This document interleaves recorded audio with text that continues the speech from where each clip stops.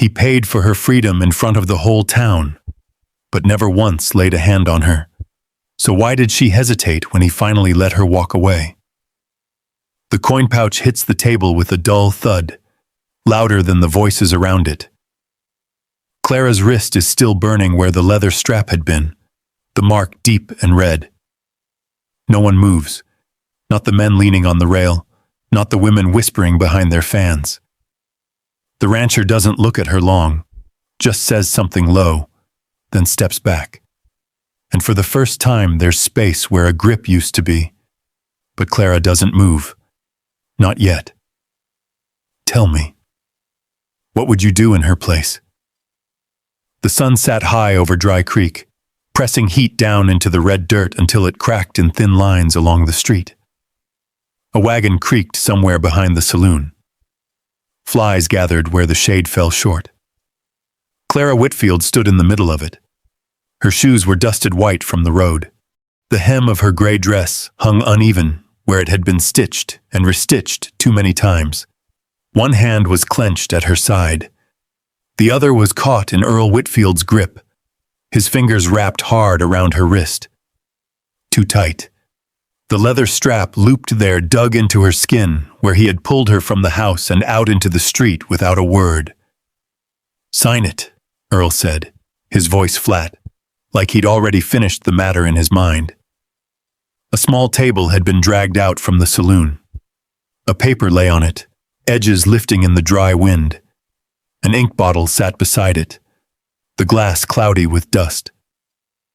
Clara didn't look at the paper. She kept her eyes on the boards of the porch behind it. There was a nail sticking out near the step. She had noticed it last week. It was still there. Earl tightened his grip. "You hear me?" Her wrist twisted under his hand. A thin line of red pressed into her skin, where the strap bit down. Across the street, two women stood in the shade, holding paper fans. One of them lifted hers halfway to her mouth. A whisper passed between them. A short laugh followed, quick and low. No one moved closer. A man leaned against a post outside the general store. He watched for a moment, then looked away, tipping his hat down to block the sun. Clara drew in a breath, slow and careful, the kind you take when you don't want it to show. Earl shoved the paper closer. "It's simple. You sign, debt's cleared." The wind shifted.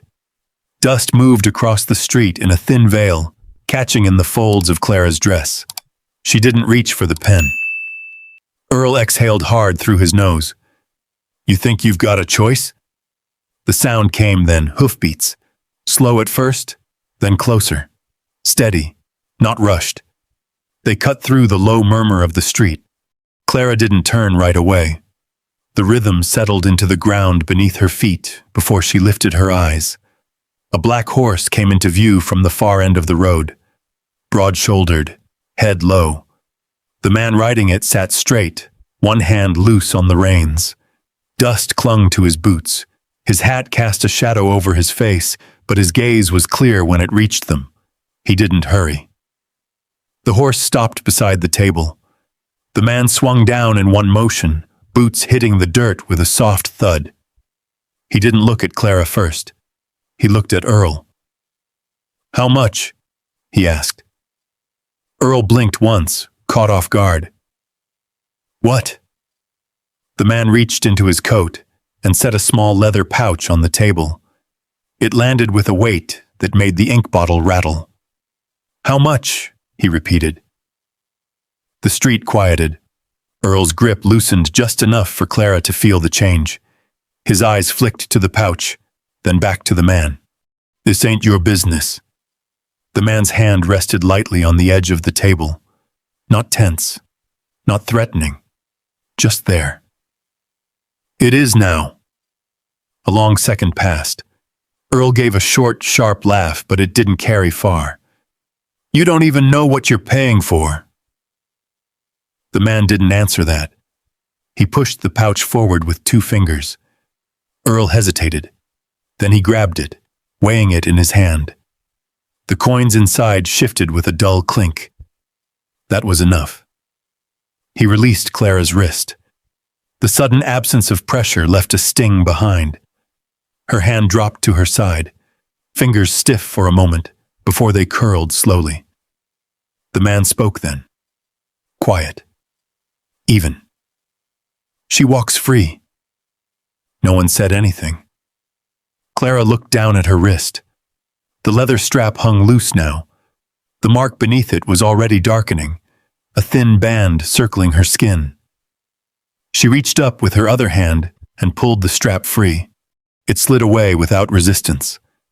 Earl stepped back, already turning toward the saloon, pouch still in his hand. He didn't look at her again. The man, Wade Colton, picked up the paper from the table. He glanced at it once, then set it aside. The wind lifted the corner, but he didn't press it down. He didn't step closer to Clara. He didn't reach for her. He only said, "You've got a place to go?" Clara didn't answer right away.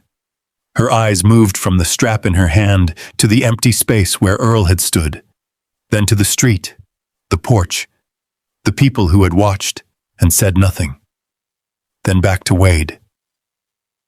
For a moment, she held his gaze. There was no hurry in it, no claim. She looked away first. "No," she said. He nodded once as if that settled something. "My ranch is east of here," he said. "Iron Mesa." The name sat between them. Clara closed her hand around the strap. The leather bent under her grip. Behind them, the street began to move again. A wagon rolled past. Someone spoke. The low hum returned like it had only paused. Wade stepped back toward his horse. He didn't reach for her. He didn't offer a hand. He only waited. Clara stood where she was for one more second. Then she moved. She stepped past the table, past the paper, past the ink bottle rattling in the wind. The dust lifted around her feet as she crossed the street. When she reached the horse, she didn't look at him again. She placed her foot in the stirrup and pulled herself up. The leather creaked. The horse shifted under the added weight, then stilled. Wade mounted without a word. They turned east. Dry Creek fell behind them one slow step at a time. Clara didn't look back. The road stretched thin and pale under the afternoon sun, winding past dry brush and low hills that seemed to rise and fall without end. The horse moved steady beneath her, each step a soft thud against packed earth. Wade rode ahead, not far, not close, just enough to lead. They didn't speak. By the time the light turned amber and shadows stretched long across the land, the outline of a ranch came into view. A low house of weathered wood, a corral set against a slope of stone, a windmill creaking slow in the distance, turning against the last of the day's breeze. Iron Mesa. Wade dismounted first. He tied the reins to a post near the gate, checking the knot once before letting go. Clara slid down on her own. Her boots hit the dirt, unsteady for a moment before she found her balance. The air smelled faintly of hay and iron. He walked ahead and pushed open the door. It gave with a low groan. Inside, the room was simple. A table near the window, 2 chairs, one worn deeper than the other. A cast iron stove against the wall, still holding a trace of heat. A tin cup sat beside a coffee pot, dark rings marking where it had been set down too many times. Wade stepped aside. "Room's through there," he said, nodding toward a narrow hallway. Clara didn't move right away. The quiet pressed in, different from the silence of Dry Creek. This one didn't watch, didn't whisper. She walked past him without brushing his shoulder. The room was small. A bed pushed against the wall, the blanket folded tight. A wooden chest at the foot, a single window looking out over the back pasture where the land dipped into shadow. She set nothing down, just stood there. Behind her, Wade placed something on the table. the soft clink of metal against wood. "A key," he said, "for the door." She turned her head slightly. He was already stepping away. "I rise early," he added. "You don't have to." The words landed and stayed there. Then he went out the back, the screen door snapping shut behind him. Clara walked back into the main room after a while. The key lay where he had left it. Small, plain, cold in her hand when she picked it up. She turned it once between her fingers, then set it down again. That night came quiet. No voices through the walls. No footsteps pacing outside her door. Only the low hum of the wind against the boards and the distant shift of a horse in the corral. Clara sat on the edge of the bed, boots still on, listening. At some point, she lay back without meaning to. The mattress gave slightly under her weight, unfamiliar but not unkind. Sleep came in pieces. She woke once to the sound of boots on the porch. Slow, measured. They stopped just outside her door. She held her breath. The handle didn't move. After a moment, the steps continued. Faded. Gone. Morning came with the sound of metal against wood. A steady rhythm. Clara stepped outside and found Wade near the fence line, hammer in hand, driving a loose board back into place. He didn't look up when she appeared. Coffee sat on the table inside, still warm. One cup poured, the pot half full. She didn't touch it. The days settled into something that had no name. Clara kept to her space, moved around the house like she was passing through it. Wade worked from dawn until the light fell away, speaking only when needed. Once he handed her a sack of flour without stepping closer than arm's length. Another time, he left a plate by the stove, turning his back before she reached for it. No questions, no instructions. On the fourth day, the fence along the north ridge gave way under a shifting post. Clara found it leaning when she walked the edge of the property. The wire sagged low, brushing the ground. She didn't call for him. She set her shoulder to the post and pushed it upright. The wood scraped against stone. Her hands moved quick, tying the wire back in place with a piece she found coiled near the ground. The metal bit into her palm as she twisted it tight. It slipped. A sharp edge caught her skin just below the thumb.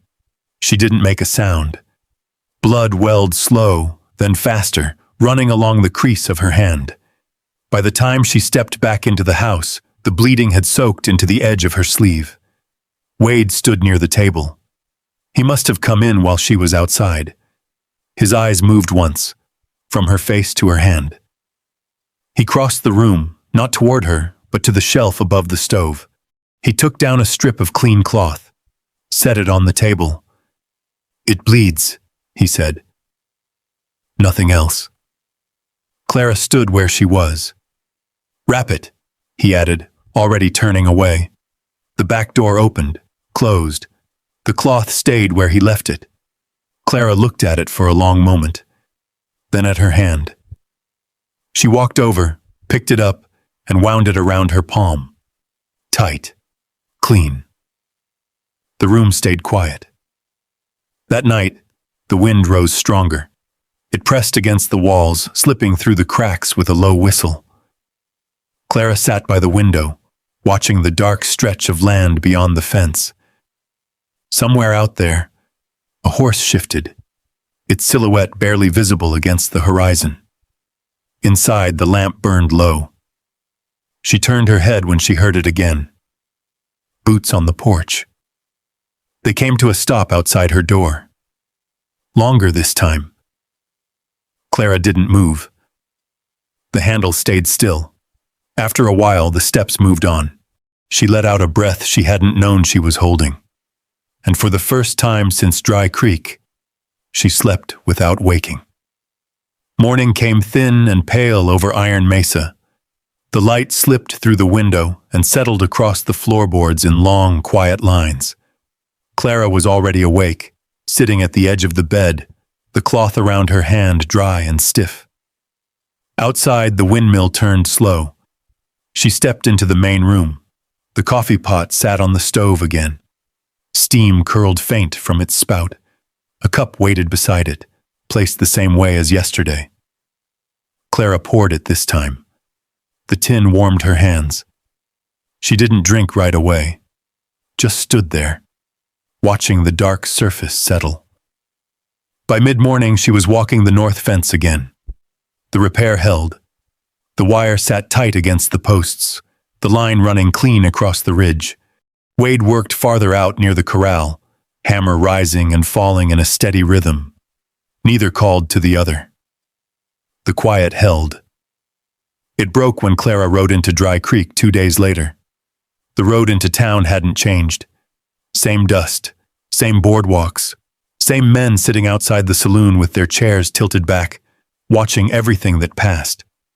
But this time their eyes stayed longer. She tied the horse outside the general store. The hitching post was worn smooth where rains had rubbed against it for years. Inside, the air smelled of flour and tobacco. Sacks were stacked against the wall, shelves lined with jars and tins, each labeled in a careful hand. The storekeeper looked up when she entered. His gaze paused on her face, then moved past her shoulder as if expecting someone else to follow. "You buying?" he asked. Clara set a small list on the counter. "Flour, salt." He nodded once, turned to gather the items. When he came back, he set the sack down harder than needed. A thin puff of dust rose from the cloth. $3, he said. Clara reached into her pocket. The coins clinked soft as she counted them out. He didn't meet her eyes. Outside, voices carried through the open door. "That's her," someone said. "Colton's woman." A low chuckle followed. Clara picked up the sack. It felt lighter than it should. She stepped back into the sun. At the next stall, a farmer stood behind a crate of corn. The husks were dry, some peeled back too far. She chose 3, set them on the table. He didn't look at her. "Take the rest," he said, pushing forward a handful of smaller ones, some with spots darkened near the edges. "They're the same price." Clara's fingers rested on the rough wood of the table. She didn't argue. She picked them up. At the far end of the street, the sheriff stood near the courthouse steps. Nolan Price, hat low, hands hooked into his belt. He watched her as she crossed. Didn't call out. Didn't nod. Just watched. Clara rode back before the sun dropped too low. The sack of flour tied behind the saddle, the corn wrapped in cloth. The ranch came into view just as the sky turned a dull orange. Wade stood by the gate. He took the reins when she dismounted, his hand brushing the leather, not hers. "You didn't have to go in," he said. Clara untied the sack. "We needed flour." He nodded. That was all. 2 days later, the dust rose again at the edge of the property. A rider came fast. Too fast for someone passing through. Clara was near the well when she heard it. The sound cut sharp across the still air. The horse came to a stop hard enough to kick dirt up against the fence. Earl Whitfield swung down before it had settled. His coat hung open. His hat pushed back. His face drawn tight in a way that hadn't been there before. "You think you can just walk off?" he said. Clara didn't step back. Wade came out from the barn, wiping his hands on a cloth. He stopped a few feet away. Not between them. Not yet. Earl pointed toward Clara. "She's still my wife." The word hung there, dry and thin. "Paper says otherwise," Wade said. Earl gave a short laugh. "That paper clears a debt. Don't change a thing else." Clara's grip tightened on the edge of the well. "You didn't ask me," she said. Earl turned to her. "Didn't have to." The wind picked up, pushing against the side of the house. Wade stepped forward then, not close enough to touch. just enough to shift the space. "She's not going anywhere with you," he said. Earl's eyes moved between them. Something flickered there. Not anger. Not quite. "You'll regret this," he said. He mounted again without waiting for an answer. The horse turned hard, hooves striking against stone as he rode off the way he came. The dust lingered long after he was gone. That night, the air stayed too still. Clara sat at the table, the cup of coffee untouched in front of her. Wade worked at the far end of the room, sharpening a blade with slow, even strokes. The sound of metal against stone filled the space between them. No one spoke. The lamp burned low. It happened after midnight. A sharp crack. Glass breaking. Clara was on her feet before the sound finished echoing. The window by the table had shattered inward. A stone lay on the floor, dust clinging to its edges. The curtain stirred in the night air. She stood there, looking at it. Wade moved past her. Not close. Never close. He checked the door, the latch, the hinges. Outside, nothing moved. The dark stretched wide and empty. Clara bent and picked up the stone. It fit in her palm. Solid. Cold. She didn't throw it away. She set it on the table. The broken glass caught the lamplight, scattering it across the floor in thin, sharp lines. Wade brought a board from the shed, nailed it across the frame before the wind could rise again. Each strike of the hammer echoed through the room. Clara didn't flinch. When he finished, he stepped back. The window was gone, replaced by rough wood. The room felt smaller. Clara looked at the board, then at the stone. Her fingers rested against its surface. She didn't say a word, but she didn't leave. Morning came slow after the broken glass. The board over the window held, rough and pale against the darker wood. Light slipped in through the cracks, thin as threads. Clara was already outside when Wade stepped onto the porch. She stood near the fence line, one hand resting on the post she had fixed days before. The land stretched quiet in front of her, the grass bending low under a faint wind. Wade watched her for a moment. Then he walked past, heading toward the barn. No questions. By noon, a rider came up the road, then another. Dust Creek had made up its mind. By the time Clara and Wade reached town, the courthouse doors stood open. The bell above it had been rung more than once. People filled the room inside, voices low but sharp, like the edge of something waiting to cut. Clara stepped in first. The boards creaked under her boots. The smell of wood and heat hung heavy in the air. Faces turned. Some looked away quick. Others didn't. Wade stayed a step behind. Sheriff Nolan Price stood near the front, hat off, thumb hooked in his belt. Beside him, Mr. Hargrove adjusted his coat, eyes fixed on Clara like he was measuring something he didn't trust. Earl Whitfield stood near the center. Clean shirt this time, collar straight, like he meant to look like a man who hadn't dragged his wife into the street days before. "There she is," he said. The room shifted. Clara didn't stop walking until she reached the open space near the front. The light from the window fell across the floorboards there, catching dust in the air. "State your business," the sheriff said. Earl stepped forward. "She belongs under my roof, paper or no paper." A murmur moved through the crowd. Wade stepped up then. Clara's hand lifted before he could speak. Not fast, not sharp, just enough. He stopped. She didn't look at him. Her eyes stayed on the room. "What am I?" she said. The question settled into the silence. No one answered. Clara's voice didn't rise. It didn't need to. "I've been a wife," she said, "in a house with a locked door." A few heads turned. "I've slept where the window wouldn't open, Learned which boards don't creak so I could move without waking anyone. The sheriff shifted his weight. Clara kept going. I've carried water with a hand that wouldn't close right. Cooked meals I couldn't eat.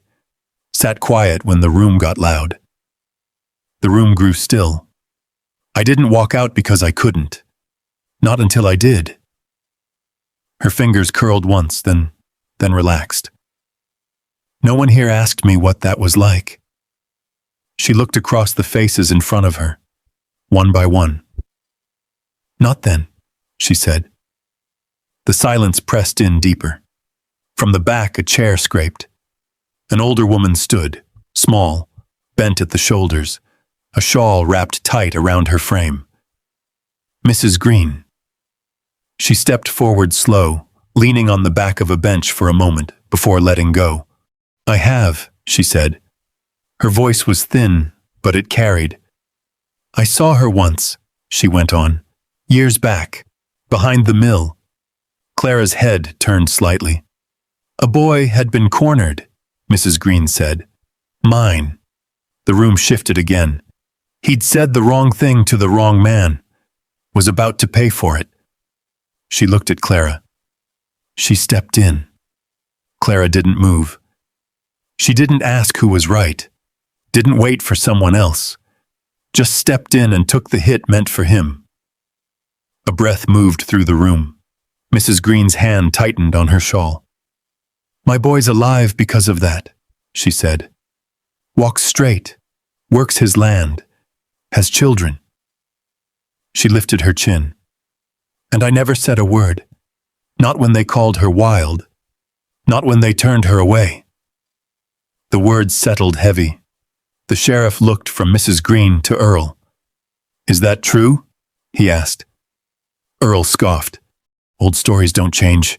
Enough, Nolan said. His voice cut clean. He stepped forward.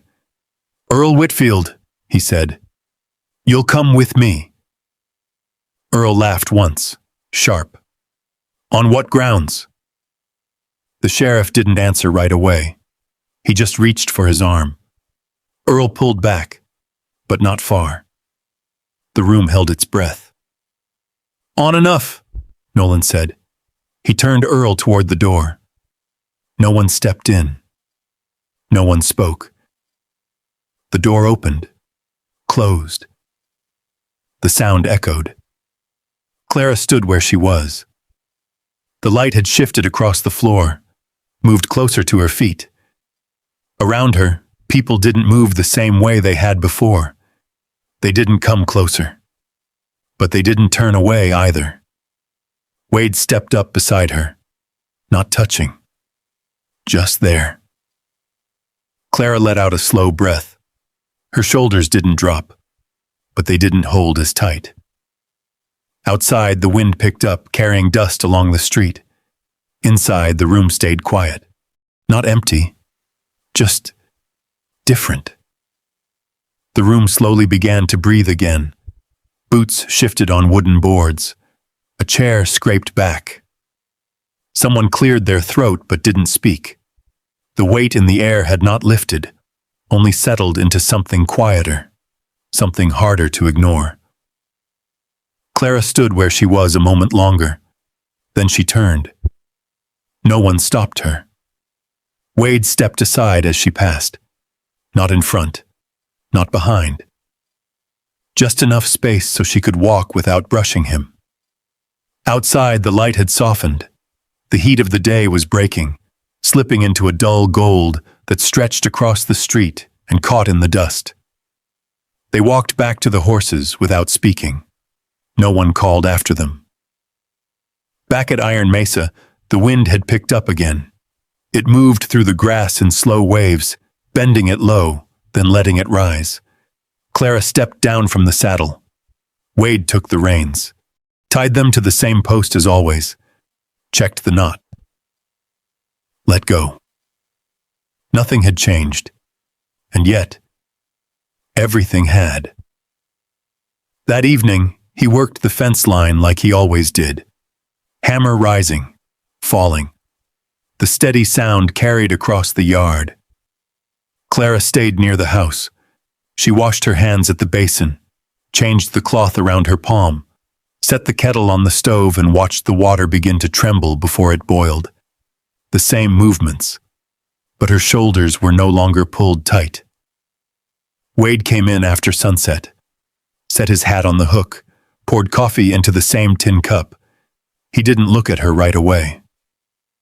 "You don't have to stay," he said. The words came plain. No weight behind them. No hold.